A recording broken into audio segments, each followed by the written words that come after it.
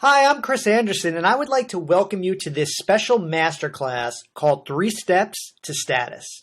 Now, this is a very special training that Bobby Rio has put together for you, and I'll be joining him as the co-host. Now, I'm very excited for this, as I've been friends with Bobby for over 5 years now, and I know he's been very anxious to finally teach some of this stuff. So, first off, let's welcome Bobby. Thanks, Chris, and thanks to all of you for joining us today. Like Chris said, I'm really excited to be teaching this stuff tonight. I've held off on teaching about value and about status for a long time because I wanted to be able to simplify it. I wanted to make sure that I could teach it in a way that would make it accessible for everyone. And as we go through the 3 steps, I think you'll agree that following these 3 steps can really transform you into a guy that girls put a lot of value on. Now, we're just going to wait a minute to make sure that everyone has a chance to get on.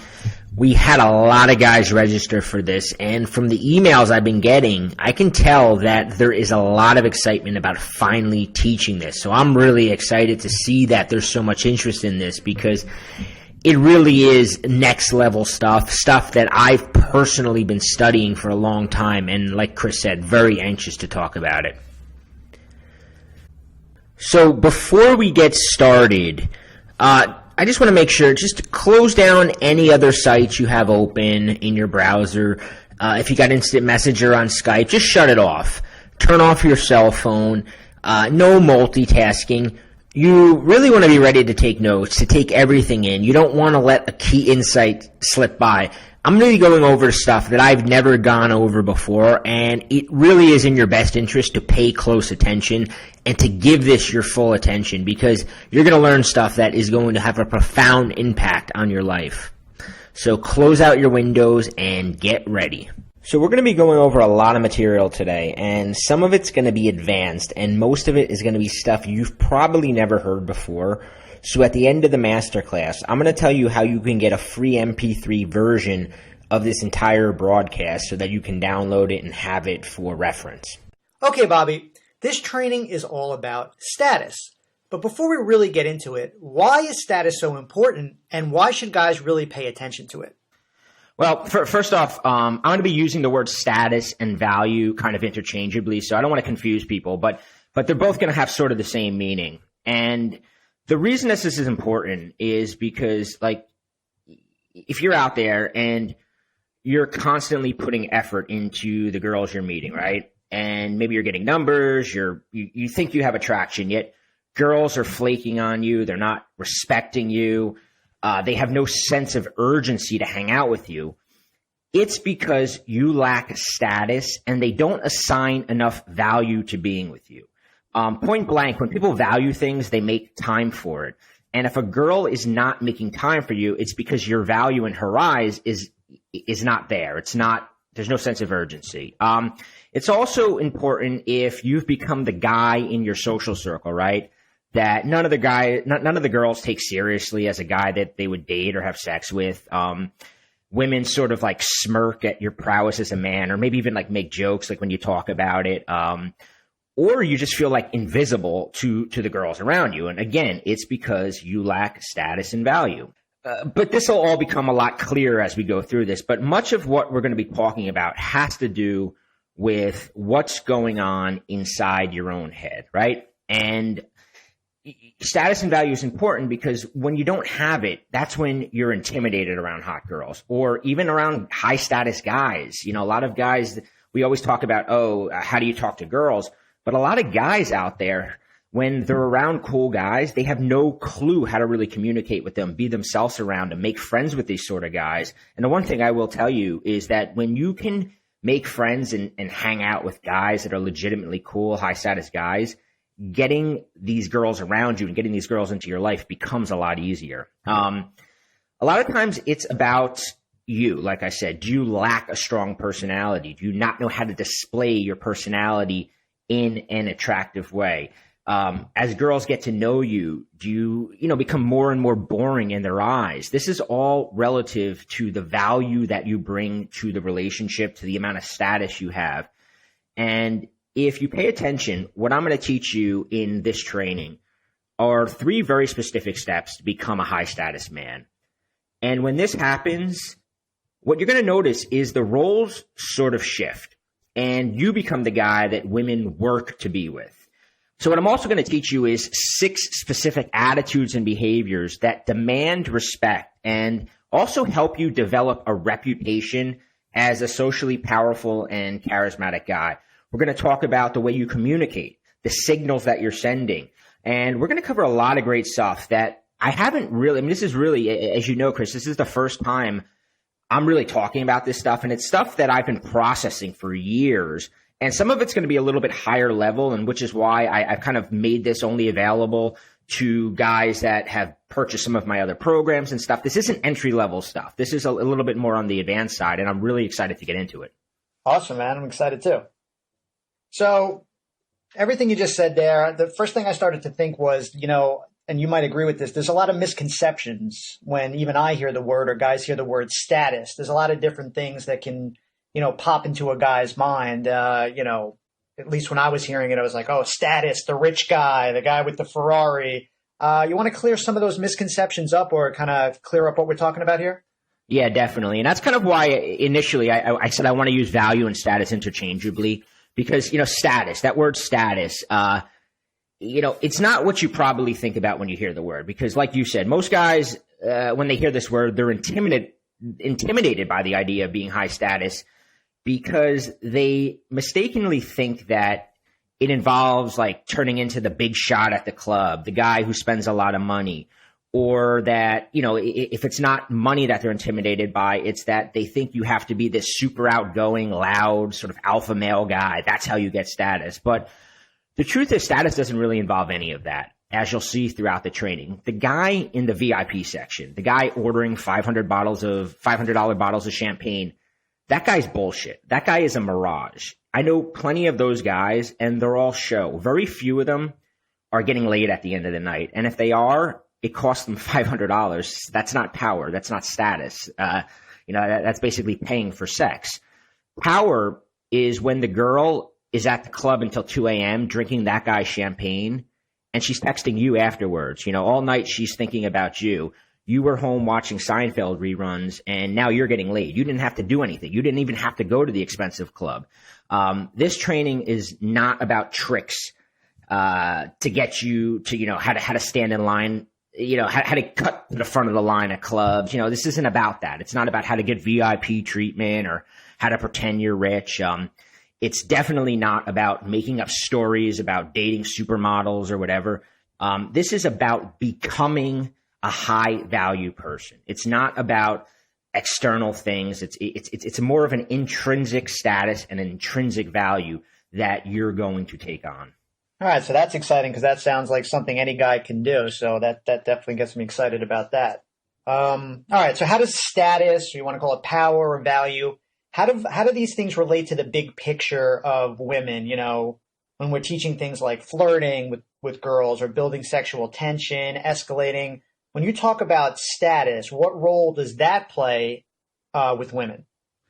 So, you said the bigger picture, and that's sort of what this training focuses on is the bigger picture. And what I mean by that is you're building an identity for yourself that is magnetic to women. And this is important because who you are is more important than what you do. And now this is a biggie, and if you're listening, you should write this down. Who you are is more important than what you do. So doing is the things you mentioned, the flirting, the et cetera, the building sexual tension. That's the doing. Who you are will get you way more girls than what you do. There's a lot of leverage with who you are. And what I mean by who you are is the level of status and value the women in your life perceive you to have. Now, the $1 million word there is perceive. There's a scene in you see the movie Wolf of Wall Street. There's a scene where Matt McConaughey, they're sitting there at the restaurant, and he's like, "It's a fugazi, a fuguzi, it's a wazi, it's a woozy, woo woo woo, it's fairy dust. It's not fucking real. It doesn't exist." And that's what value is. It's not real. It doesn't exist. It's someone's perception of who you are. right? There's no like clear cut black and white. This guy makes, $1 million a year, so he has value. And this guy has 6-pack abs and he has value. And it's all perception, right? And somebody can perceive you this way or they can perceive you that way. It's all based on how they perceive you. And the secret is, right, is that girls, guys, they're looking at you. And whether you realize it or not, you're telling them exactly how much value they should place on you.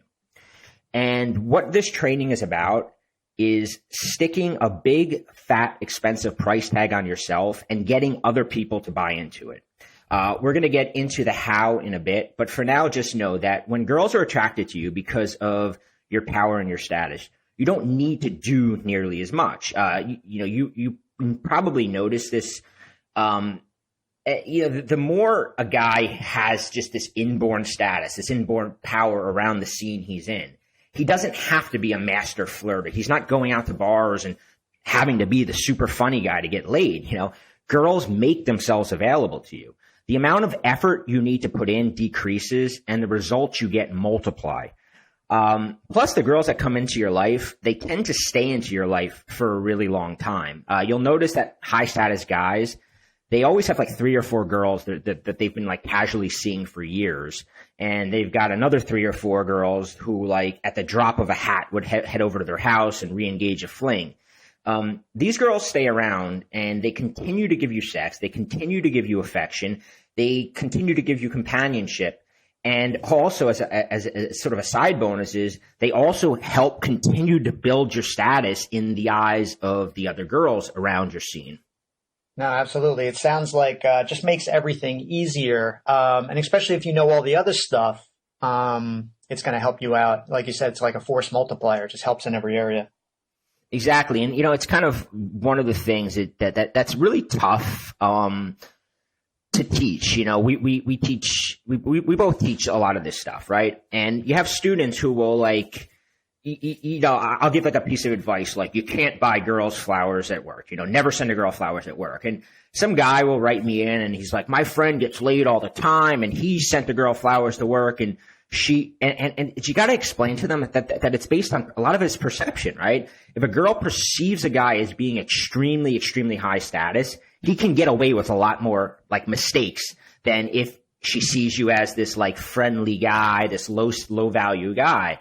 And, everything there, like the flirting and the conversation, the higher value she's giving you, the easier it is. Because you can literally make a couple funny jokes and then just sit back and let the girl kind of work to be the one convincing you that she's the one right for you. Whereas, the low value guy, he's constantly fighting an uphill battle. He's constantly thinking of the next joke he's got to tell, the next, how can he keep her from getting bored? Right. All right. So once the guy starts getting into this, what's the end game with all this? What we're learning here? Is this more, would be this a part of inner game, or is this like real stuff that they can go out there and apply? No, what I'm going to show you and what we're going to talk about today is definitely going to be information that you can apply in the real world. You can go out there and get massive results. It's going to be stuff you can use literally 15 minutes after this training is over, where you can like go out tonight and put it into action, what I'm going to show you. And you will notice concrete differences in the way that people react to you. But like your question, what is the end game? So like I said earlier, most of status, right, is what's going on in your own head. More than anything else, it's what's going on in your own head.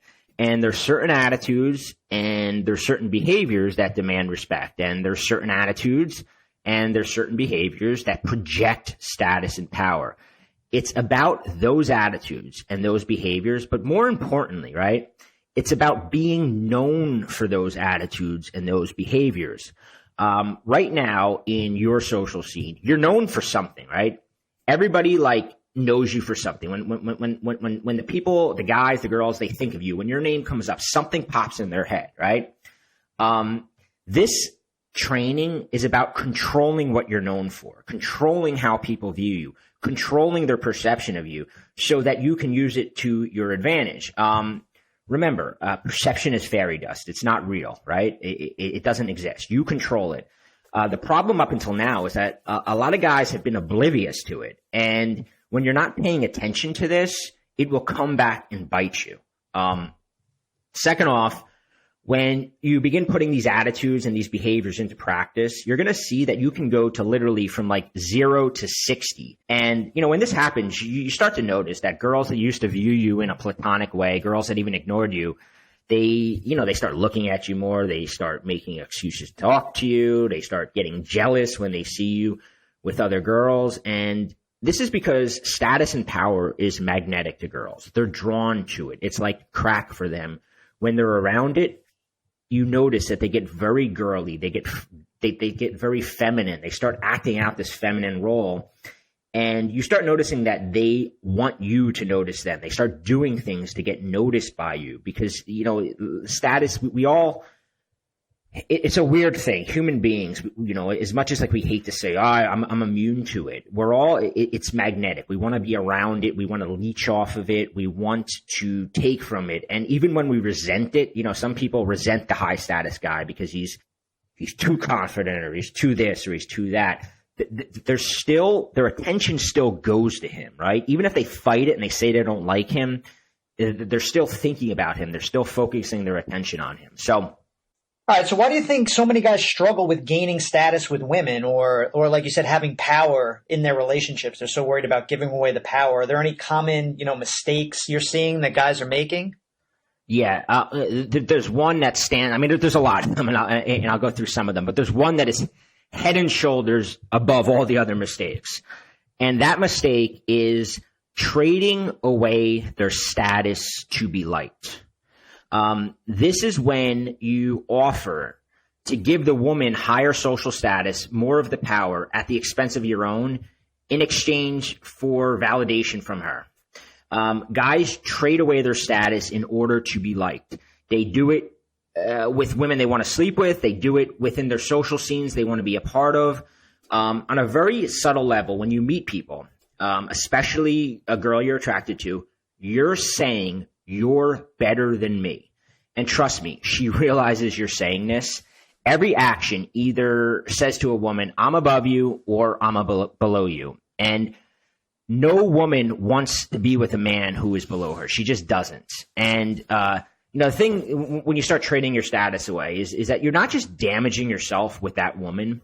You're building a reputation as a low-value guy. And we're going to talk about reputation later. It's not talked about enough. But when you start supplicating yourself to women, other people notice, and it spreads like wildfire.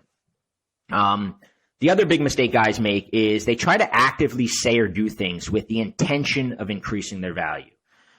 You probably remember like a lot of the old pickup artist stuff was based on like telling made up stories or like negging girls or casually mentioning like, I used to date this Victoria's Secret model.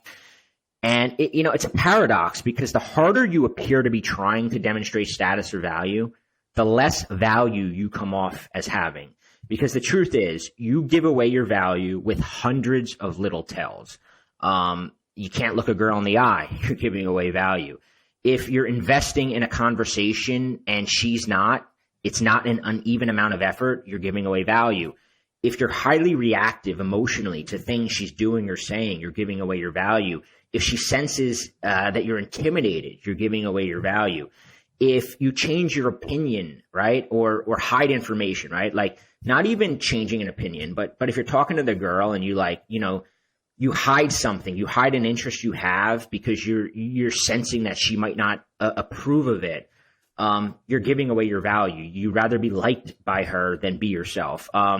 If you can't handle tension, you're giving away your value. If you're explaining yourself, you're giving away your value. If you demonstrate like a scarcity mentality, where you're just overeager and you don't want her to walk away or you're afraid to lose her, you're giving away your value. If you hide your vulnerability, like some guys are like too protective and they won't let any of their vulnerability out, you're giving away your value. If you have no boundaries, you're giving away your value. Now, here's something to write down. Value should always be implied by your attitude, behavior, and your reputation. It should never be overtly stated. It should always be implied. So value should be what? Value should be implied by your attitude, your behavior, and your reputation. She should assume you have value by the way you're acting, behaving, the reputation, I call it your story, that people, the way people talk about you, the way she sees other people reacting to you, all of that should imply your value. That you should never have to go out and explain your value to someone. So can you give us an example of a guy trading status to be liked? Yeah. So just a simple example, and this actually happened to me yesterday, right? Is a few friends of mine were going out, and there was a girl with us. And we're getting into my friend's truck, and one of the guys calls shotgun. It's common as you're getting into a car, with a bunch of friends. And the girl goes, "Oh, can I have it, please?" And the guy, he made a little joke, but in the end, he got into the back seat and he gave her shotgun. Why? Because he wanted her to like him. A lot of times it's even more subtle, but it's not like, oh, she totally lost all his status, but it's that mindset of like, if I say no to her, she's not going to like me. Well, when you're afraid to say no because you're afraid of not being liked, you're giving away your status. But a lot of times it's more subtle than that. It's anytime you change or hide your opinion on something in order to be liked. Anytime you put someone else's comfort level above your own. A lot of people hate on assholes, right? They hate on bad boys. But most of the time, these guys are like, they're not abusive. When we say like an asshole, most assholes don't verbally abuse girls. They don't beat girls. We don't call them assholes because they do these things. We call them assholes. What are they really guilty of? They're guilty of placing more value on themselves than they are on the other person. And they refuse to trade their status to be liked. So we call them assholes for it. Even women will call them assholes. That guy's such an asshole. Yet women are drawn to these guys. Women want a guy who places an extraordinary amount of value on himself. Yeah. And I want to give you another example of sort of the idea of implied value, right? And we'll be giving more examples as this goes on. But, girls, will you buy me a drink, right? This is like something that there's such an argument back and forth, right? Will you buy me a drink? And you see, guys normally handle this situation one of two ways, and they're both wrong. Most guys will immediately buy the girl a drink because they want her to like them, right? And that's trading status to be liked. But some guys, they're going to try to demonstrate value, and they're going to say, I don't buy girls drinks. See, but like you said, that's try hard too. That lowers your value too. So how do you handle it? What's the right way to handle it? Well, if a girl says to me, if I'm at a bar and I'm, talking to a girl and she says, so will you buy me a drink? All you got to do is say something like, I will, if we're sitting down. You go find us some nice seats where we can sit next to each other and chat, and I'll go grab us some drinks. Is that cool? Because what you're doing there is you're just demanding equivalent or greater value for what you're doing, right? You didn't say, no way, you buy me a drink. A high-value guy wouldn't say something like that. A high-value guy, he assumes that the girl's interested in him, right? So if she's interested in you, why would you not want to buy her a drink? I mean, why are you going to demand come across as cheap if you assume a girl's interested in you? Of course you're going to buy her a drink, but you're also going to want her to put some effort in to keep it going, right? If she's willing to put that effort in, then so am I. I'll buy her the drink. The low status guy, he's not worried. The difference is he's not worried if she's putting effort in, right? She could come up to him laughing with her friends and go, hey, can you buy me a drink? Having put not 1 ounce of effort in. And he's happy to take on the burden of buying her a drink and then trying to entertain her because he doesn't have that status. Keep that in mind, right? If you're just getting to know her, she's piecing these things together fast. She's paying attention to how people react to you, how you react to other people, how you react to her, most importantly. So, like you said, it's a gray area, but a lot of it will make sense when you realize, when you come from it from a place of putting value on yourself, a lot of it becomes more clear. What kind of social environments can guys use this in? Is this just for the clubs? Is this just if you're in college? Can you use this, in all different social environments? No. Let me, and I'm going to kind of veer away from your question, but I'm going to take it back, right? So we all know, and this is an extreme example, right? But we all know that who's not a great looking actor? Let's say Seth Rogen, right? We know that if we saw Seth Rogen walking out of a party with the hottest girl there, what would you assume? Why would you assume she liked him? Because he's in movies, a celebrity.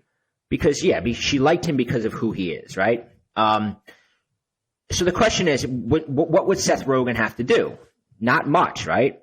He could sit in the corner, he could sip his beer, and chances are the girls would find their way over to him. They'd put all the effort in, right? He could just sip his beer, flash an occasional smile, feign some interest in what they're saying. Whatever he said would be perceived as funny or charming because he's fucking Seth Rogen. His status is doing all the work for him. Now here's an interesting aside, right? And this is kind of drawing it all back in too, is that say a woman is there and she has no clue who Seth Rogen is, right? She just got off the bus from fucking Japan or whatever. And she's got no clue who he is, right? She's got no clue that he's a celebrity. She's just looking at this like sort of fat dude who's, not a great looking guy. But she's going to still immediately recognize that he's a high status guy because of the way he's acting, the way people are treating him. And, that's what I want to get you to, is the point where your status does all the work for you. Now, the major roadblock guys have to this way of thinking is that they think they need to actually be rich or famous, or they need to be some sort of big shot at the club, like we said earlier in the VIP section. And that's not the case at all. See, it's all relative, right? Within every social environment, there are self-made celebrities. This was the case in high school, right? We celebrated certain classmates. We gave them a level of status way higher than they probably deserved. Certain guys in high school fucked the hottest girls because of who they were. They were the guy, there was no rhyme or reason for why these guys were fucking the girls. They weren't always the best looking guys. They weren't always for whatever reason, they had a level of status that allowed them to bang the fucking prom queens, where other guys' level of status allowed them to, masturbate continuously every night. We do this at work. We do it in our industries. We celebritize certain men, certain women. In a college environment, in a bar or a club environment, any scene, right, that you're in, when you look around, and we try to determine, right, we look around and we say, who in this scene has the most value? And we turn them into celebrities. It's just a natural sort of fact, it's just something that we've been conditioned to do, is to look around and go, so who's the star of this environment, right?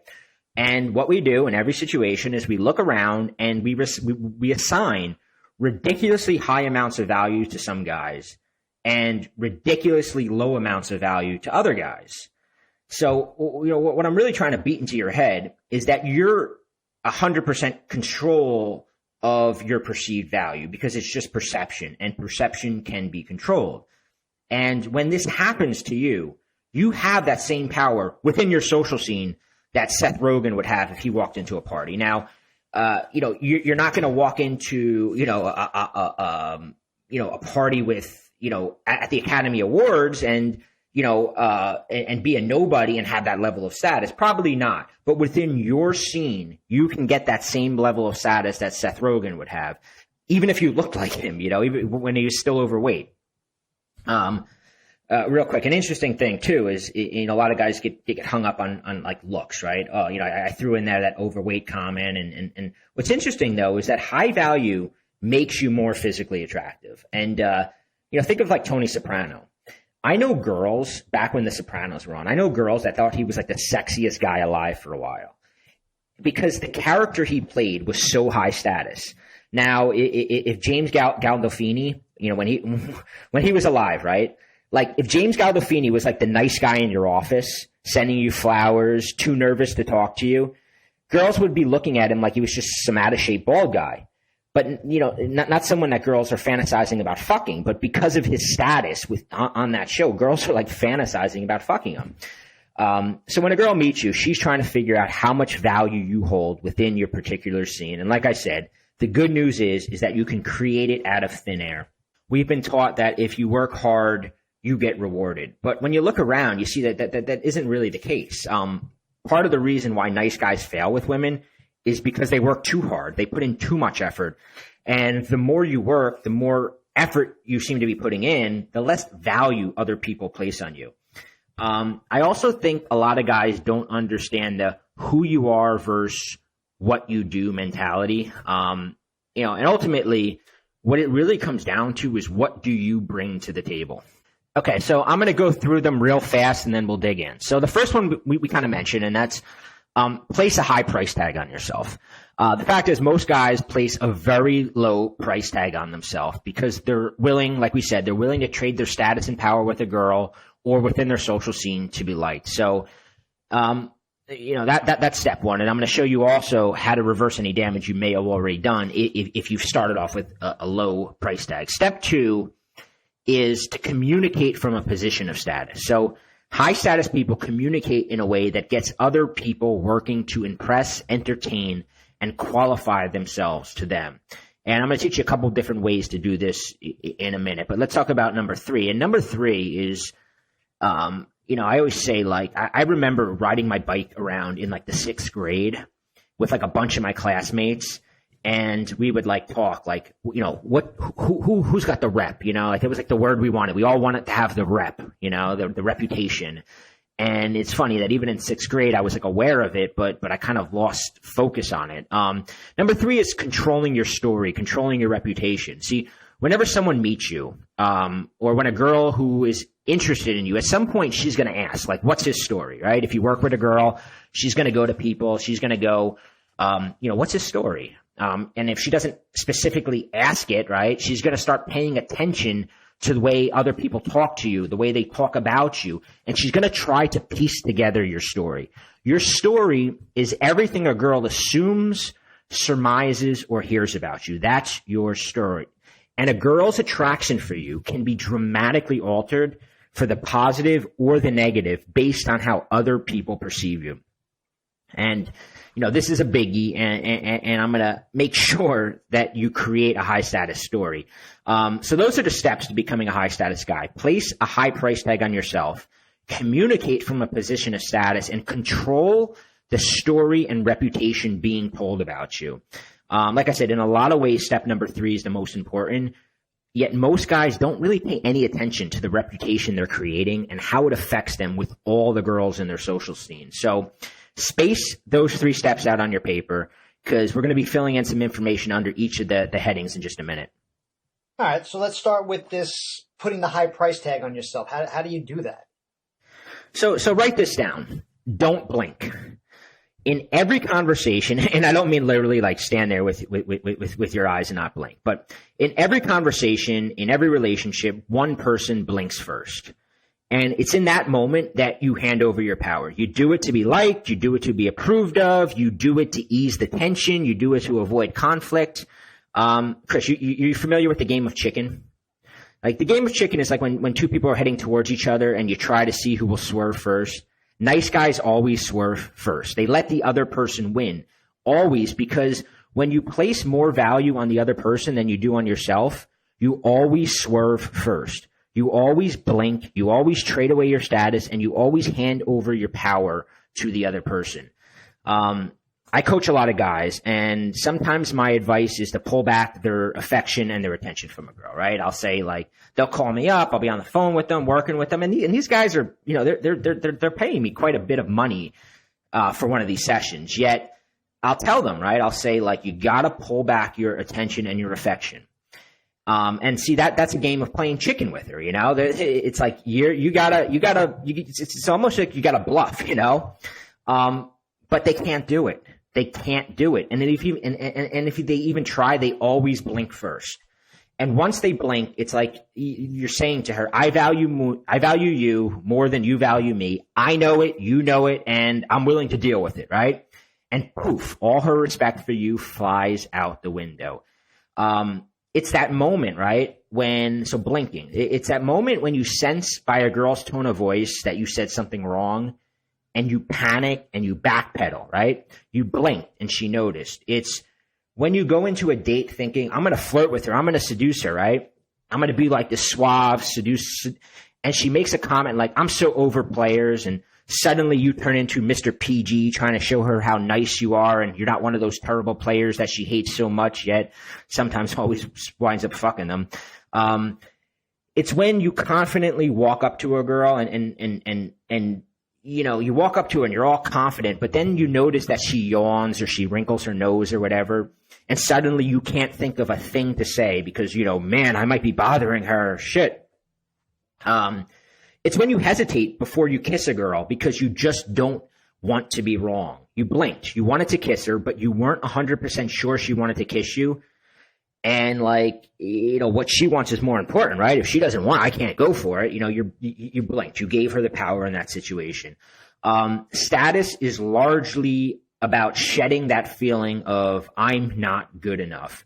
And that feeling of everyone else is more important than me.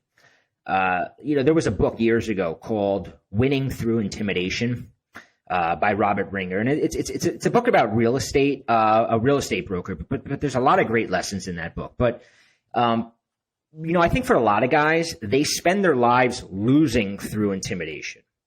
And status is simply about getting rid of that intimidation and having other people recognize that you can't be intimidated. There's something that's wildly, wildly alluring and attractive about a man who cannot be intimidated. People recognize, they respect that man immediately when they know they can't intimidate you. And it transmutes into business success, financial success, dating, having sex with, even marrying high-quality women. There's one thing that I said there that I don't want you to miss because I brought up the book Winning Through Intimidation. Status isn't about walking around trying to intimidate people, flashing your alpha male muscles, your money or whatever. It's about not being intimidated. And this is important. It's about other people noticing that you don't get intimidated. Yeah. One other thing that I want you to write down. Ultimately, power comes from your inability to be controlled. When someone senses that their games and manipulation won't work on you, you instantly have power over them. When a beautiful girl, when she recognizes you're not intimidated by her, she assumes you have status. It's why, it's why players, and I hate that word, but it's the easiest word to use when we're talking about a certain type of guy. It's why players do so well with women is because they can't be controlled. And when you can't be controlled, when a woman is knows that this guy has options, I can't guilt him into spending time. He has the power, and it makes the women just largely drawn to these guys. Status is also, it's largely, like I said earlier, it's largely about what's going on inside your own head and about your attitudes about yourself. As you said, it's about your attitude towards the opposite of sex. It's your bravado. It's the size of your balls. You gotta be willing to play chicken and not blink first. What women really want from you is certainty. And I know I keep saying write this down, but write that down. What a woman really wants from you is certainty. And that's why girls hate needy behavior. We always hear girls hate needy behavior. The reason they hate needy behavior is because if you're acting like you're not sure if she should like you, she starts second guessing herself. It's the same thing on the approach. If you approach a girl with and you're kind of giving off the vibe of you think you might be bothering her and you think she's not going to like you. Same thing when you're trying to sleep with her, right? If you're trying to sleep with her and you're giving off the vibe I'm doing something wrong by guiding my hand up her thing, you're uncertain. She senses that, right? And the thing is she doesn't know. Most girls don't know.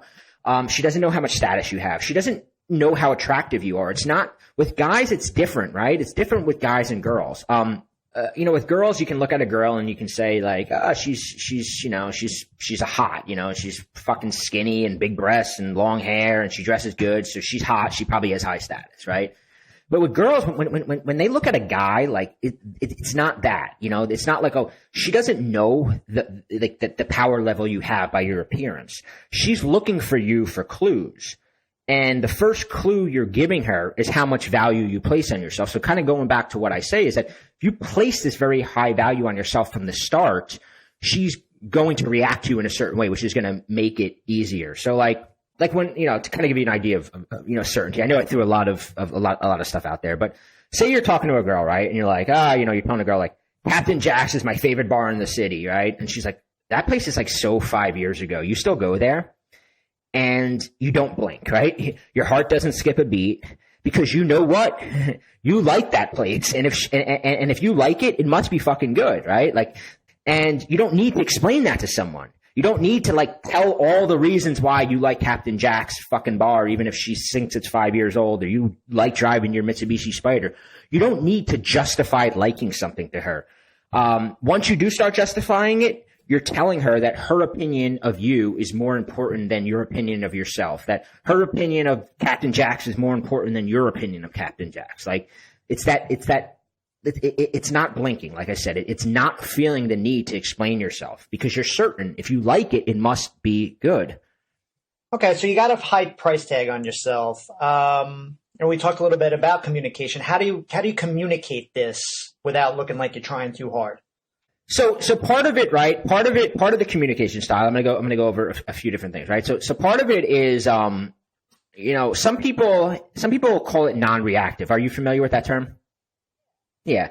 So some people call it non-reactive, and I remember before I really understood this, right? I was out and some girl, like I was talking to, right? She looks down at my sneakers and was like. She's like, ugh, I don't get why guys wear sneakers to a bar. You'd look so much better with a pair of shoes on. And it totally threw off my game, right? I blinked. And I'm like, actually, a lot of girls like these sneakers, and I'm practically stuttering. Like, so that's an example of reacting. Like, I reacted. Her, like, my communication style totally got thrown off by that. Some guys react differently, right? Some guys, they might say, good thing I'm not trying to impress you. But that's still reacting. That's the same as like when a girl asks you to buy her a drink and you refuse. You're still reacting. So what is a non-reactive communication style? It's like I said earlier, it's not blinking. It's when a girl says, I don't get why guys wear sneakers to a bar. You would look better in shoes. And you completely cool. You say, thanks for the tip. And you continue the conversation like it was never said. Or you say, oh yeah, I totally hate guys in sneakers too. And you continue like it was never said. She sees that like, it just that one little thing where it's like, have you ever tried to make fun of somebody and it rolls off them and you just realize that you just got told because like it affected them so little that you actually feel stupid for making the comment. So that's high status. It's not going out there and thinking, I have to tell girls that, her nose wiggles when she talks or she's got a big nose or whatever, or anything like that. It's about being unaffected in a way, right? But then there's other aspects of communicating from a position of status. So like we said earlier, there's dozens of tells that you give by the way you communicate with a girl. Everything from lack of eye contact to the way you lean in when you're talking to her. All these things play a part of your communication style. I've talked about investment earlier and in other videos because the nice guy doesn't place a high amount of value on himself. He thinks he has to do things to get the girl to like him. So when he meets a girl he's interested in, like we said earlier, his brain is like, what can I do? What can I say? He meets a girl, he immediately gives her the status, and then he starts trying to impress her, he starts trying to entertain her, he starts trying to make her feel comfortable, make her feel good about herself. Have you ever dated a girl, Chris, who's been like, or even been friends with a girl who's like kind of like a mood, can get moody? Yes. So guys, right? A lot of guys that they're friends with this type of girl or they're dating this type of girl and they always feel like they have to put on the happy face. They have to cheer her up. They have to try to make things fun. They get real nervous. Oh, she's in one of her moods and they have to like, even days when you're in a bad mood, you get around her and you feel like you got to fake it. You got to be the fun guy. You can't let her get bored. You don't want her to veer off into one of those moods. You're investing. She's not. She knows she has more value. She doesn't have to invest. She doesn't have to be fun around you, if a girl's moody around you, she's essentially saying, I don't have to be fun around you.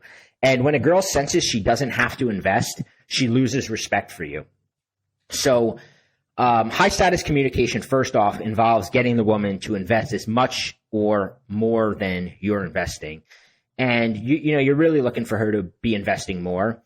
And a lot of that is about getting her to qualify herself to you rather than you qualifying yourself to her. And a lot of guys, right, if you've been studying dating advice, there's like the typical like, oh, I only like adventurous girls, or are you adventurous? You're probably familiar with that kind of stuff, right? But see, like even that's a little try hard when you're like, oh, are you how spontaneous? It's like that's not natural conversation. To me, qualifying is like really about directing the conversation, digging in, getting her to explain herself to you rather than the other way around. And some of the most powerful questions you can ask her is like, so what do you like about that? Right? What do you like about that? Why did you decide to do that? Why are you doing, X, Y, Z instead of A, B, C? It's very subtle, but you're taking control of the conversation. And if you notice, those questions are not asking about facts for her, because like when you ask a lot of facts, that's just, boring. That's what we think of when we're talking about interview mode. Those questions are subtly asking her to explain herself to you. Yeah, you're kind of playing devil's advocate a little bit, which isn't mean and it isn't nice. It's nice and neutral. It's kind of like, a little bit of skepticism in there, but still interested. Skepticism, but interested. That's really the interviewing type tone. It's like, oh, you wanted to be a banker? Like, why did you get involved in it? Like, what got you into that type of stuff? Yeah, and you kind of said something there, is that you're saying it, and the way you say it should come across as warm and non-judgmental, like the way you said it. It's more of a curiosity, a devil. It's not a like, why would you want to be a banker? Like that's judgmental. It's very, and that's really the secret to charisma. Charisma is really a warm and judgmental person, but having power and status, right? People always think people would say Bill Clinton. He's like one of the people that people think of like charisma. They'll be like, oh, Bill Clinton's charismatic because he's powerful, but he still comes across as warm and non-judgmental. So it's not just power, because, Dick Cheney is powerful, but nobody would say like Dick Cheney has charisma because he comes across as cold, right? He's judgmental.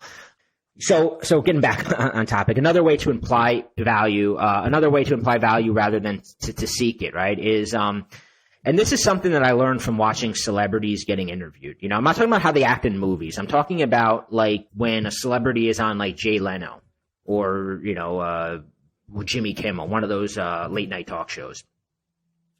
Is you notice that they're not afraid to display like some cool vulnerability. It's almost like when you have status and it's implied, you almost just want to tell amusing stories about yourself. You don't, like Matthew McConaughey, he doesn't need to talk about how much he works out, how much time he spends in a gym. He doesn't need to talk about all the actresses that he's banged. He doesn't need to talk about how big his yacht is. If you're listening to this, just close your eyes, right? And imagine what a conversation would look like between Matt McConaughey and a girl he was interested in. Can't you just see him like just subtly like drawing things out of the girl, like just listening, nodding his head, asking thoughtful questions, taking his time to make a point, very warm, very non-judgmental. He's not blabbering away to keep the girl interested, when he chimes in, he's not telling some like badass story about a yacht. He's probably, displaying some cool vulnerability. He's probably telling some story about, how his mom used to dress him up as a cowboy when he was a little kid and he wanted to be a rodeo star or something, whatever, He's humanizing himself, right? When your status is implied, you're more interested in humanizing yourself, connecting, than you are with impressing. And that's the type of guy that girls want to be around. That's the kind of, to be honest, that's the kind of guys people want to be around, I want to be around guys that like you can talk to them and they humanize themselves rather than they're putting on this front, hiding anything vulnerable about them. Yeah. So the 3 steps to status, right? As we said, they all rely on the value, the idea that you're already placing, a very high price tag on yourself. And I used to think it was really hard to talk to people, especially girls or guys that were cool or successful or whatever. But I would realize it was because I had a very low price tag on myself. And this kind of relates to what you said about the interview when, calling up about the interview, is that like, because I had a low price tag on myself, I would go into the conversation with the mindset of how can I communicate my value? And that would be in my head, right? How can I slip in things that make me look good? Like, I mentioned earlier, I used to travel a lot and I thought that was very, very high value. So I would try to find a way to talk about my trips. But when you're focusing on communicating your value to someone, you're not connecting with them. So there's certain ways to imply value, and a lot of it is about subtraction rather than addition, right? It's about eliminating certain things that display lack of value and status. So, kind of like my travel stories, I got a friend who drives a Porsche, and I had to like pull him aside one day and I had to tell him, I'm like, forget that you fucking drive the Porsche because it's hurting your game. it was hurting his game because as he's talking to a girl, the whole time his mind is looking for a way to bring his portion to the conversation. And then he's like subtly directing the conversation, like, to a way that he can tell some story about his Porsche. And, the girl knows what you're doing. Girls aren't stupid. She knows what you're trying to do. She knows that you're trying to impress her, and high status guys don't need to do that. So, there's a lot of things, I'm not going to go into too many of them here, but a lot of it is about subtraction, subtracting things like that and replacing. But a lot of it is, even if you didn't learn like you kind of said like the displaying cool vulnerability, that's a little bit of a higher level skill. Even if you don't learn that, but you just start subtracting a lot of the low value tells, you begin to be girls begin to assume you're high value. Yeah, you do a little bit less. All right, so this one's very interesting. All right, this one I don't know much about. What do you mean control your story? Yeah, so like a few years back, I attended a charity event, and this is almost like the moment where I was like, I've got to actually I've got to put more focus into this because it really is powerful stuff. So I'm at this charity event at a nearby lounge, right? And it was being hosted by a girl that I'd gone to college with. And I hadn't seen the girl. I hadn't seen any of her friends that were there in probably, 5 years. But she's raising money for like some mutual friend who was having some health issues. So me and a couple of my friends, we go, I go there, at the time I had a girlfriend at the time. So I was just going there with the thought process of, I'm going to go there. I'm going to drink some beers, catch up with some old friends.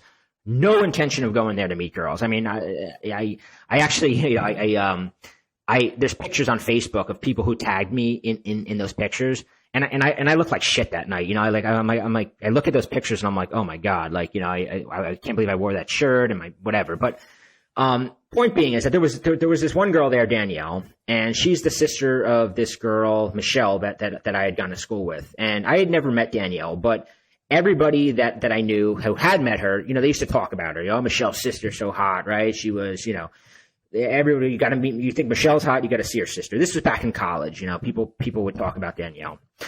She turned out to be very hot, and she also turned out to be very cool, very fun. Another girl there, Jennifer, right? And maybe I don't know, an hour into this charity thing, Jennifer comes over to me, and she introduces herself to me, and I had never met her before either, but she was like a mutual friend of a girl I knew, and she was also hot. Not as hot as Danielle, but in some ways she was even cooler. She was even funner. Now, the reason I mentioned these two girls is because, while I had fun talking to them, remember, I had a girlfriend. I put almost no effort into gaming them. I put no effort into flirting with them. Nothing, nothing. I put no effort in. Yet, the next day, first on Facebook, I get a message from the girl, Jennifer. She basically, I open it up and I'm already freaking out because I'm like, I get a girlfriend at the time and I'm like, oh, I don't want her seeing this message. And I'm like, what's she going to say? And she's like, tells me like she had fun talking to me and she wants to know if I want to meet her for lunch on that Friday. And I'm like, she's inviting me to normally I have to make the awkward, invite to lunch Facebook message, Later in the day, I'm talking to my friend Jeff and he goes, I don't know what you said to her, but Danielle was like all about you. And it turns out that, Danielle's sister, Michelle, the one that we knew, she was like prying Jeff for information about me, telling me how interested Danielle was in me. Like I said, I had a girlfriend at the time. I didn't pursue either one of these girls. I'm not people have seen me. I'm not like the kind of guy that I don't have a physical attractiveness about me that girls are drawn to, right? This was a nice ego boost, especially Danielle, because like I said, Danielle was like the girl that everybody used to talk about. And so why am I telling this story? What's the point of this story? I'm not telling this to brag. People know that I very rarely like to tell ego boosting stories. But I'm telling it because it's a very important reason, right? Both Jen and Danielle were cool, hot girls, right? Both of them were in their mid-20s. Neither one of them would have any trouble meeting guys, right? They probably get hit on constantly. So what did I do to make them attractive to me? The answer is I didn't do anything. It was all based on who I was, right? In this case, my story my reputation, it did all of the heavy lifting. Now, here's the interesting part of the reputation, right? Neither of these girls have met me before. And they may have heard my name before, neither one of them knew much about me, right? It's doubtful that either one of them like cried their friends that night and were like, tell me everything you know about Bobby, right? At most, the conversation went like, so who's he? Oh, he's Bobby. He's a cool guy, right? Like that was probably the extent of what took place between, the girl and her friends, right? Maybe they told a quick anecdote, like, a story they remembered about me about college. Like, that's the extent of it, though. And the reason I stress this is because a lot of people, they think reputation, they think they got to have this history of being a stud or hosting awesome parties or whatever. But here's the thing. A girl's going to surmise your reputation based on how other people treat you, how other people talk about you, how other people react to you, about the level of respect you seem to have within a group or a social environment. And I'm going to repeat it, so write it down. A girl will surmise your reputation based on how other people treat you, talk about you, react to you, and the level of respect you seem to have within a group or a social environment. Go sit in a high school cafeteria, and within 10 minutes, you can probably assume the reputation of 90% of the people there. And Danielle and Jennifer, right? They saw the way their friends acted towards me. They picked up on the level of respect I was given. And then they simply confirmed it. All they needed was a simple, my story to these girls, all they needed was Bobby's a cool guy, right? Now, had I not developed a certain amount of status within that group, it could have gone the other way, right? They could have been hanging out with me, having fun with me. And this is what happens to a lot of guys when they're not conscious of their story, their reputation, right? All it would have took for one of their friends to say something like, Bobby was kind of creepy back in college. Boom. All the attraction would have been gone. My value would have plummeted. Or they could have said, oh, Bobby, he's so nice, like in that tone of voice. Boom. All the attraction plummets, Or they didn't have to say anything. They could have just wrinkled their nose in a disapproving way. Boom. All the attraction plummets.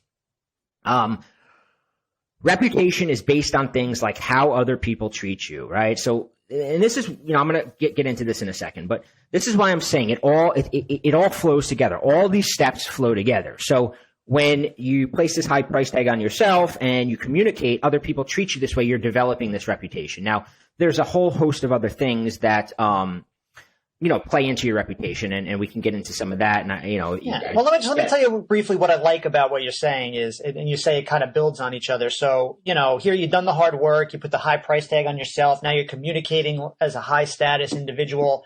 Now all of a sudden, either you have this new group where they see you this way, or you've kind of, like you talked about, changed the views of an old group. Now you have this, organism, this group of people that view you that way.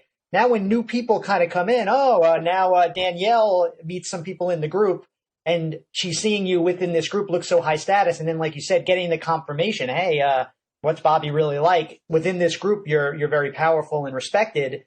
Then it's just like, it just multiplies it for you. Anyone who comes into, like, have you ever had a group of friends and a girl is within the group of friends and her friend is visiting from like Texas. And if you're good within that group, you're hooking up with the girl from Texas because within that group, you're the star. So this is like kind of at the end how it all builds for you. And then it just becomes so easy.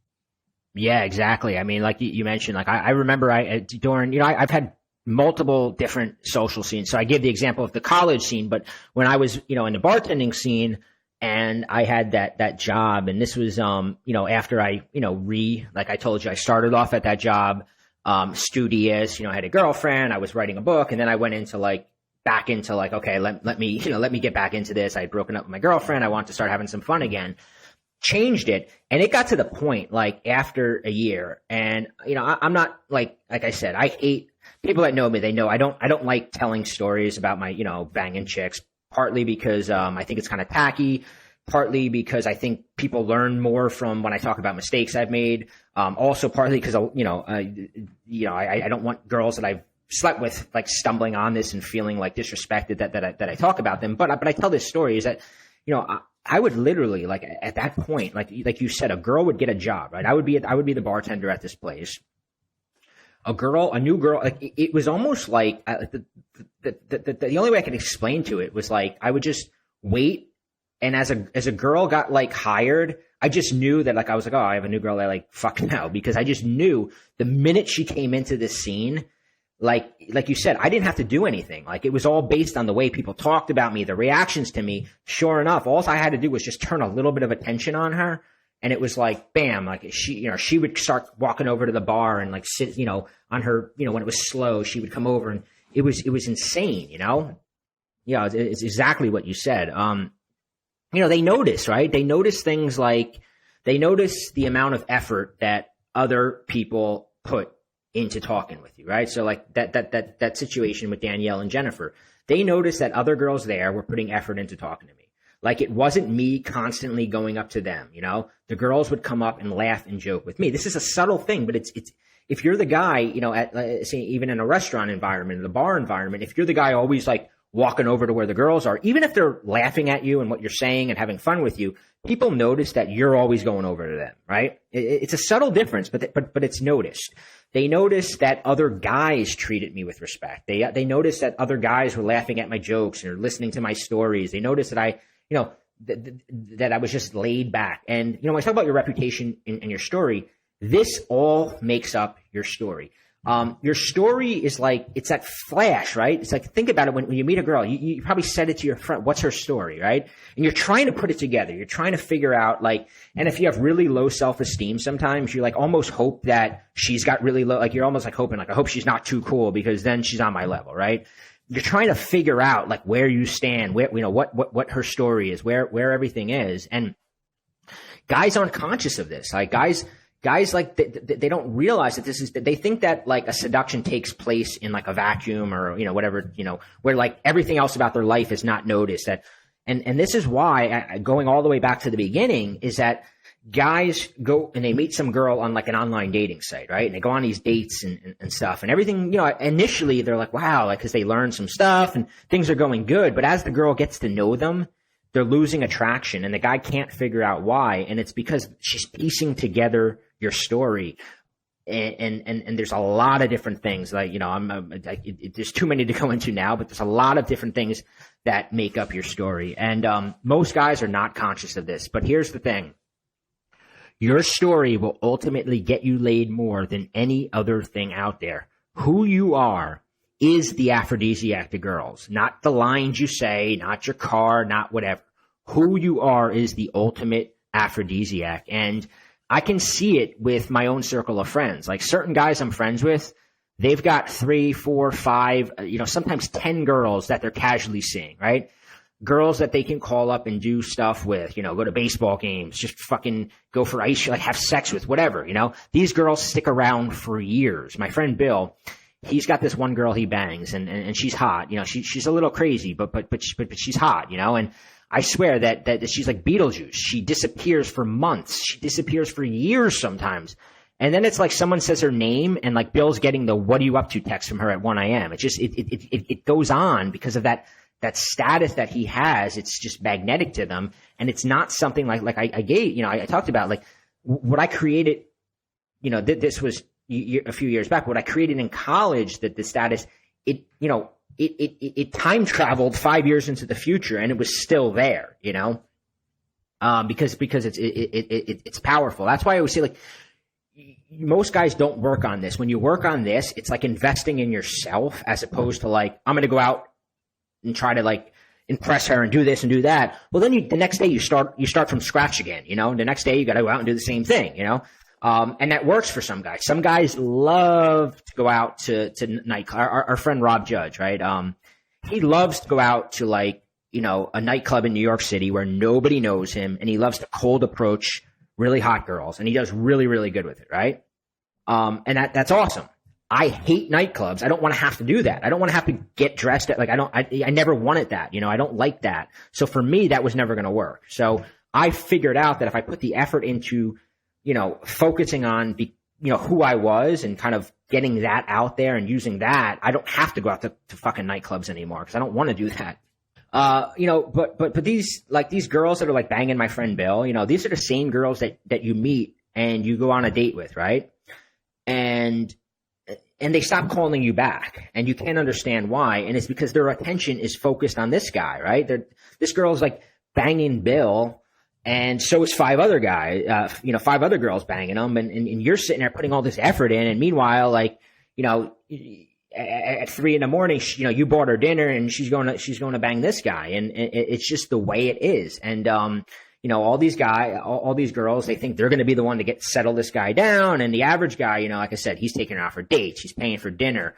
In his head, he thinks there's like a relationship going on, and you know, maybe he's going to meet the parents soon. He's picturing what the kids are going to look like, and when he drops her off, she's texting Bill. Bill's not giving her flowers. He doesn't have to feed her. All he's got to do is respond to the text, and he's getting laid. That's what it's like when you have this value, this story, this high status story. It's almost like a fishing rod that's out there that is just like doing all the work for you. Yeah, excellent. All right, so taken collectively, when we use these three techniques, why do you think these 3 steps are so effective? I think it's so effective because partly, and this kind of goes back to what I said, you know, partly we're a society. I mean, if you notice the way our society works is that we're a society that places extremely, extremely high value on celebrity. I mean, you just look at like who we idolize within Kim Kardashian right now is like who is a symbol of who our society idolizes. We idolize people who are talked about, people who are known, people are, you know, it doesn't necessarily have to be somebody like rich and whatever, like Kim Kardashian. It's anybody who's got like an extreme level of status within a group, right? So because of that, we are conditioned.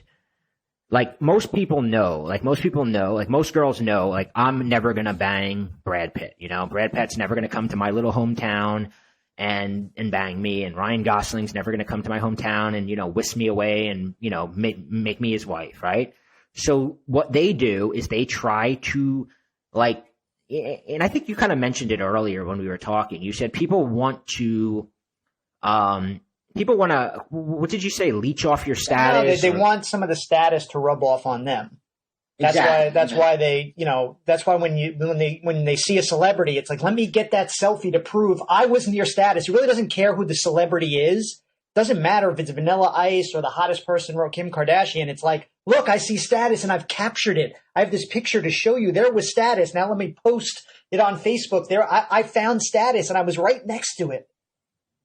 Yeah, exactly. So because they can't get their status fixed from Ryan Gosling or whatever, they know that like within their scene, whatever scene that is, it could be like, you know, I remember I was a realtor for a little while after college, and you know, a realtor, you know, I think you were in advertising, you said once, and you said that it was like, you know, you had that like awards dinners and you had like the industry conferences and stuff. And within that, there's the celebrities, you know, there's the celebrity of your industry. There's the celebrity of the restaurant you work at. There's the celebrity in your college social circle. We celebritize people, right?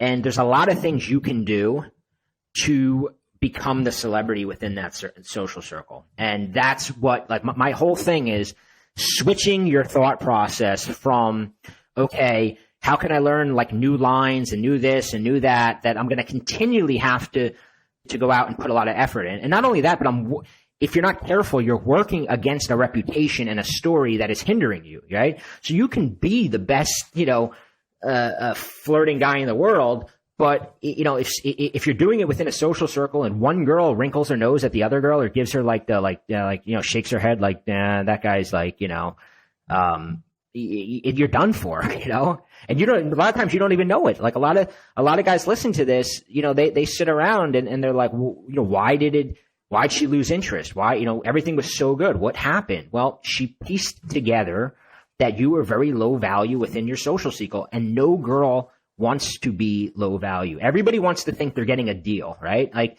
we all want to be like with somebody where we think they're like slightly better than us and we're like getting a deal. Like I got, you know, I was able to like, you know, convince the fucking BMW dealer to sell me it for a price I could afford. We want that feeling with the person we're with.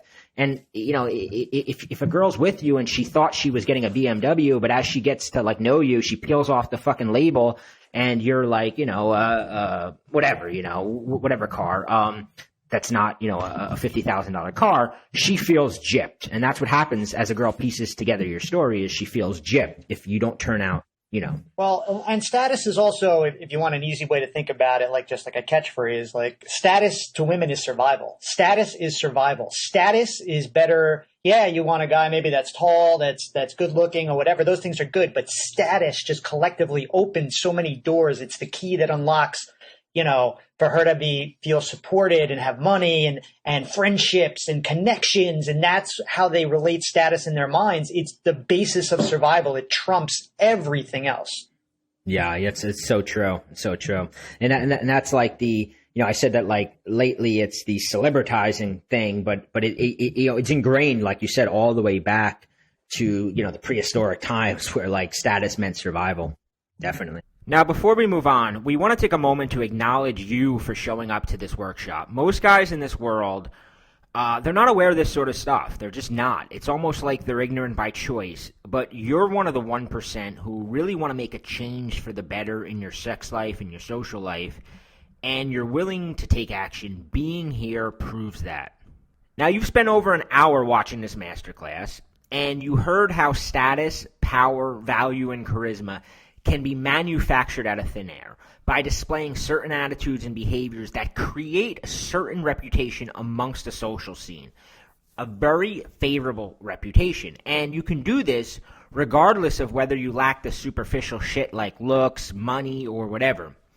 And you also know that in a world of unlimited choice, a world where girls have hundreds of guys hitting them up online, on Tinder, they're getting texts, they're getting likes on their Instagram photos, you know that obtaining this social power and charisma is the only way to attract a real high-quality girl.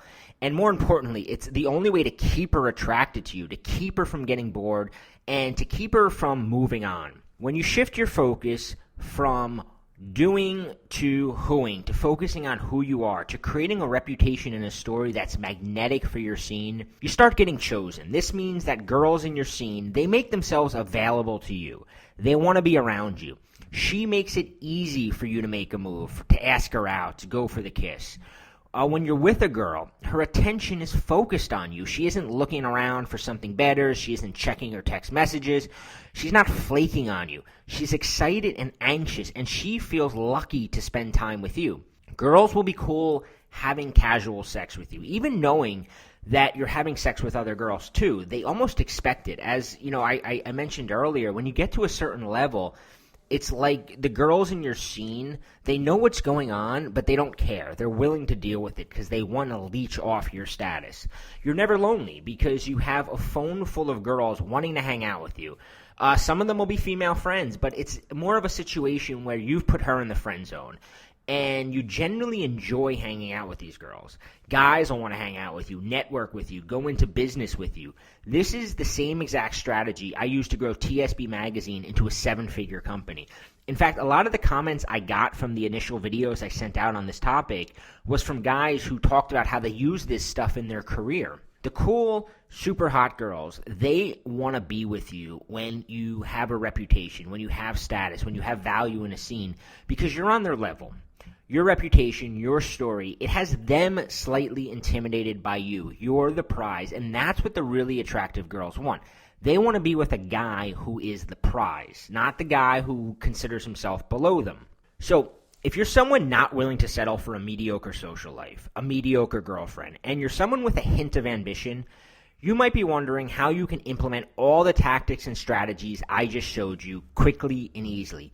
Because obviously in only an hour, I can just scratch the surface of what's possible. What I just showed you is the exact system I've personally used to date and sleep with the coolest, hottest girls in my social world. The steps I've used to infiltrate new social scenes, to make cool friends all over the world, and also as a side bonus, to grow my business. And this is the exact system I've taught my personal coaching clients, and they've used to sleep with the girls that they used to think were out of their league. And if you'd like me to help you implement everything we've gone over, I'd be happy to walk you through your transformation. And I'd like to introduce you to something.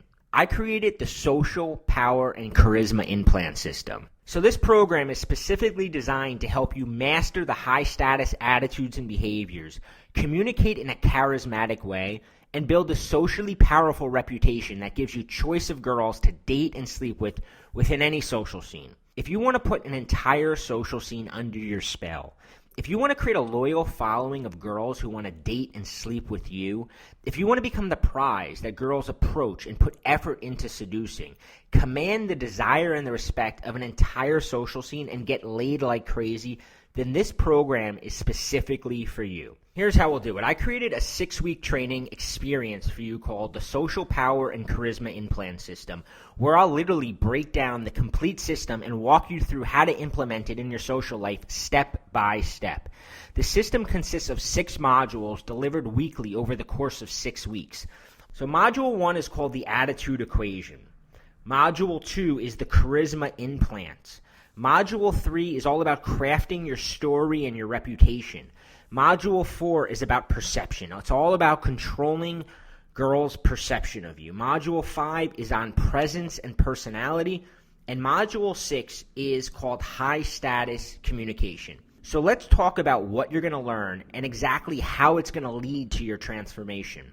So in Module 1, the Attitude Equation, you're going to learn the fastest way to slap a big, fat, expensive price tag on yourself so that girls respect and desire you, and how to do it without getting any backlash from your social scene, without going overboard, and without appearing like some sort of poser. You'll discover the 3 specific attitudes that signal value and status. I call it the Attitude Equation, and how to implant them into your personality so that you radiate confidence, power, and charisma. Now, we've all heard girls like confidence, girls are attracted to confident guys. What you're going to discover, though, is exactly how to project the specific elements of confidence that girls are attracted to, so that when you're talking to them, you immediately look more attractive to any girl you're talking to. You're going to discover how to immediately force women into your reality so that she's the one investing in you. She's putting all the effort into talking to you, to getting to know you. You're going to learn how to instinctively and naturally respond from a position of power and status so that you don't have to consciously think about this every time you're talking to a girl. You're going to learn my 3-step formula for eliminating the approval-seeking behavior that subtly tells a girl that you're below her. You're going to learn how to permanently eliminate needy behavior so that you're always communicating from a position of implied value.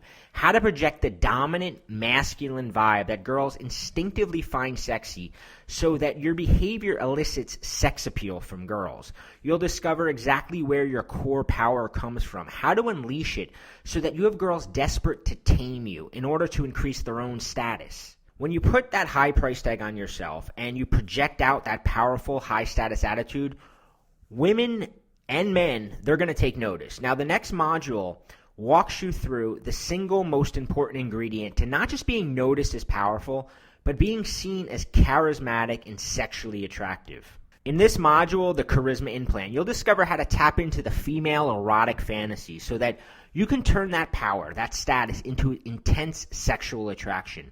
How to lead a girl into your world so that she begins to tune out the other guys and her attention is glued on you. It's like you take her down your own little rabbit hole of, more and more infatuation with you. You're going to learn the number 1 trait, a very unknown and seldom talked about trait that is the cornerstone of sexual charisma, and how to implant it into your personality. So then we're going to move into Module 3, which is called Crafting Your Story. This module, it focuses on your social world, and together we'll be designing and creating the blueprint for a reputation that's magnetic for girls in your social world. Remember, this is important because who you are is more important than what you do, and this module is all about fine-tuning who you are and what you're known for.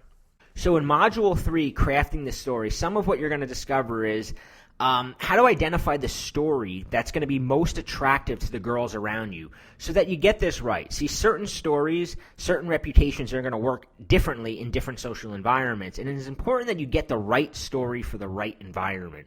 We're going to figure out exactly what type of celebrity matches your personality type. What type of celebrity would be most appealing to the girls you want to date, the guys that you want to be friends with, so that you have every advantage possible? You're going to learn how to inject specific elements into your story that will serve specific purposes, like sexual elements, what you want to be known for, superpowers you want to possess, to be known for possessing. You're going to learn how to map out an origin story, which makes it possible to rapidly change the perception of girls within your scene, so that you can begin attracting and dating the hottest girls almost immediately. This story is sort of you need something that lets them go, okay, I see what made him change. And if you're coming from a position of low status, designing this story right is the main difference of being seen as a poser or somebody immediately buying into this new perception of you. So Module 4 is called Controlling Her Perception. So between Module 3 and Module 4, you'll design and then learn how to carefully construct and implement a reputation that can benefit you in multiple ways. Remember, the more powerful your reputation, the more mistakes you can get away with, the more flaws you can have in your game, and she'll still find herself wanting to invite you back to her place, wanting to take her clothes off for you, wanting to impress you, wanting to please you, because she associates you with social power, with social respect, with social charisma. So in Module 4, Controlling Her Perception, you're going to learn how to control a girl's perception of you within a scene so that your new socially powerful reputation, it spreads and it brings more and more girls into your life, right? The benefit of this, like I said, is that you're creating a reputation that becomes magnetic and girls want to get to know you. They want to make their way over to you. You'll discover the staging technique so that you can control what girls are thinking about you, noticing about you, and saying about you. This also allows you to avoid looking hungry, looking needy, or looking try-hard without realizing it. You'll learn how to become talked about so that you're constantly on the mind of the girls in your life. Now, this is the first step to being treated like the celebrity that girls chase after and treat like a prize. You'll discover how to choose an archetype and then how to use that as a shortcut to status. Then we're going to move into Module 5, and Module 5 is called Presence and Personality. See, most guys think that they lack an attractive, fun, or powerful personality. But most often, you just need to learn how to display your personality in an attractive way, which usually involves a handful of subtle tweaks that you'll discover in this module. So some of the stuff we're going to be talking about is we'll together create that alluring image matched to your specific personality type and your identity. This is where your charisma comes to life and girls find themselves addicted to being around you. How to inject high-value traits into your personality so that you're fun to be around, so that you have an edge, you have sex appeal, and you become sticky to everyone you meet. Stickiness is when you become the guy that sort of leads people's opinions, right? People start associating you with the music they listen to, with the words. If you've ever met a person who, the way he talks, the people in the group start kind of emulating like certain words he uses, his sense of humor. And I'm going to teach you how to become sticky like that. You're going to learn how to make your external image congruent with your reputation and your high-status attitudes and behaviors. How to master subtle signals that make girls sit up, take notice, and want to sleep with you. Then we move into Module 6, which is high-status communication. Now, once we've created the charismatic identity, you'll discover how to communicate that identity with every conversation you have. How to communicate from a place of high status so that when someone observes you talking to a girl, it looks the same way to them as if she was talking to Matthew McConaughey or another famous celebrity. So in this module, and this module is jam-packed with stuff. So in this module, you're going to discover how to lead a woman, how to lead a group, how to get people following you, putting effort into being with you, and subtly positioning yourself as the ultimate prize. You're going to learn a 3-step investment formula that gets a woman heavily investing in a conversation, working to impress you, and subtly qualifying herself to you so that she begins to see you as a guy she has to possess. You're kind of jump-starting the chase by doing this. And then you're going to learn a 5-step connection formula for instantly elevating your status in the eyes of the girl you're talking to, so she feels a connection and an attraction to you. You're going to learn the most common shit tests and exactly how to respond so that you appear non-reactive, so you maintain your cool, and how to use these tests as an opportunity to skyrocket the attraction a girl feels towards you. Then you'll discover how to set up rules so that other people naturally hand over their power to you instead of the other way around. You'll learn the 7 questions about you that a girl is constantly trying to figure out, and the longer you withhold the answer to these 7 questions, the easier it is to maintain the upper hand with her. You'll also discover all the ways you're unconsciously qualifying yourself to other people and how to eliminate these behaviors for good so that you stop getting friend-zoned or killing the attraction of a girl who is actually into you. You're going to learn 11 signals of social intelligence to inject into a conversation so that you don't display a lack of social intelligence, because quite frankly, a lack of social intelligence can kill your credibility as a high-status guy very quickly. Then you're going to discover the validation triad. These are the specific areas that you'll be validating in the girls you interact with that gets her addicted to being around you. You're going to learn how to stir very specific emotions in girls. This module identifies what the emotions are and how to elicit them with everyone you're interacting with. We'll drill down into the concept of cool vulnerability, humanizing yourself, so you can create deep and wide rapport super quickly. You'll get an arsenal of high-status conversation topics to keep your conversations flowing smoothly, to prevent you from veering into sort of low-status realm, and also just to make you more fun to be around. You'll become the guy that girls continually flock to at a party, who other guys are constantly wondering what your secret is. Now, honestly, that's just scratching the surface of the advanced material you're going to discover in this brand new training. Now, this is the most in-depth and advanced training that I've personally ever produced, and it's a complete blueprint for social transformation. Like I said, this is the exact system I've personally used to date and sleep with the coolest, hottest girls in my social world. The steps I've used to infiltrate new social scenes, make cool friends all over the world, and also as a side bonus, the steps I used to grow my business. And it's also the exact system guys in my $2,000 platinum coaching program have used to transform their social and sex lives. I've taken guys who were completely socially and sexually inexperienced and transform them into guys dating, sleeping with multiple girls a week, meeting and attracting their dream girlfriends. So now, if you want to put an entire social scene under your spell, if you want to create a loyal following of girls who want to date and sleep with you, if you want to become the prize that girls approach and put effort into seducing, and you want to command desire and respect and get laid like crazy within a social environment, then this program is for you.